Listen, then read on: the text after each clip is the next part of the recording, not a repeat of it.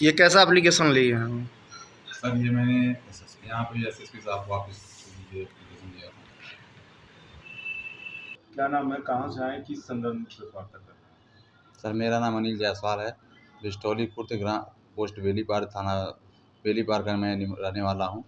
Sir मेरा 76 वर्ष पुराना खपड़ेल का मकान है, जहाँ पे वो काफ़ी जर्जर हो चुका है और उसको उसको मैं कल निर्माण कराने के लिए एक तरफ से बालू और गिट्टी गिराया ही था कि मेरे गांव के जयराम यादव जो हैं, जो पूर्व सचिव रह चुके हैं, अब उनका लड़का इस समय सचिव है, वो लोग अपने पूरे परिवार के साथ मेरे घर पे आए और मुझसे पेपर मांगने लगे कि किस हमने कहा सर आप क्यों पेपर मांग रहे हो, वो ज़मीन का मेरे पेपर मांग रहे थे। तो उन्होंने कहा कि ये ज़मीन हमारा है, तुम्हारा आधा मकान और तुम्हारे आधा जो दुआरा है वो मेरा है। हमने उनसे कहा कि आप कैसे कर सकते हैं, मेरा आप जाइए लेखपाल और कानून को बुला के लाइए और वो पैमाइश करेंगे, आपका जहाँ निकलेगा वो आप लीजिएगा। तो उन्होंने क्या किया कि वो कहे मानोगे नहीं, तो वो गए घर से और असलाह लेके आए। असलाह लेके आए तो जो मिस्त्री लेबर थे वो सब भाग गए, हम भी भाग गए। फिर हमने वीडियो बनाना स्टार्ट किया जिसमें उनका असलाह आप लोगों ने वीडियो में देखा होगा।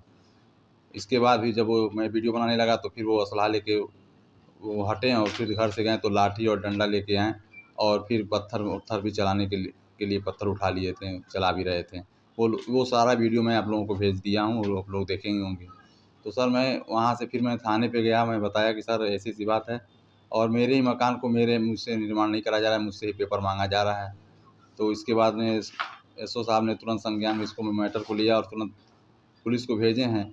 लेकिन वहाँ पे जाने के बाद पता चला कि मेरे पिताजी को ही वापस थाने पर बुलाया गया और उनके पिताजी को लाया, जयराम यादव को लाया गया और इन दोनों लोगों को बंद कर दिया गया और जो असलाह लेके उनका लड़का आया था वो तो फरार हो गया वहाँ से। फिर जाके एसओ साहब ने क्या किया, हमने एसओ साहब से प्रार्थना किया कि जो लड़का उनका भगा है उसको पकड़ के लाया जाए और उसके ऊपर एफआईआर किया जाए। लेकिन एसओ साहब वो बता रहे थे कि मौके पे सब लोग जा रहे हैं लेकिन वो मिल नहीं रहा है। अभी कोई मुकदमा दर्ज नहीं हुआ? अभी तक सर कोई मुकदमा नहीं दर्ज हुआ। अधिकारी से मिले आप? और फिर उसके बाद मेरे पिताजी का भी चालान कट के वहाँ से 151 चालान काट दिए, उनके पिताजी का भी मेरे पिताजी का। शाम को मेरे पिताजी घर पे चले आए हैं, अभी तक कोई एफआईआर नहीं हुआ है। तो इसके बाद अभी तक वो पकड़ा भी नहीं गया, तो मैं क्या यहाँ पे एसएसपी ऑफिस पे आया था।